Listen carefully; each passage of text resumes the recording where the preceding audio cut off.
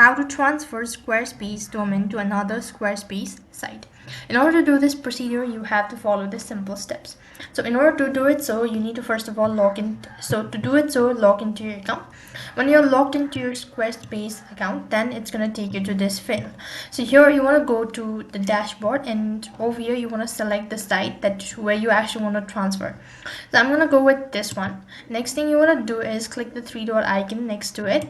As soon as you click on it, you could see this sort of pop-up page. Here you want to go ahead and press on settings.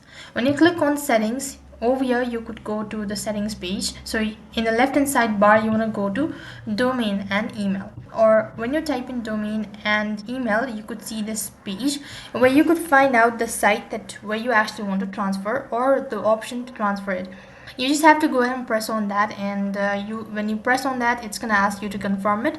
Just follow the on-screen instructions, and with that you'll have successfully transferred Squarespace domain to another Squarespace site.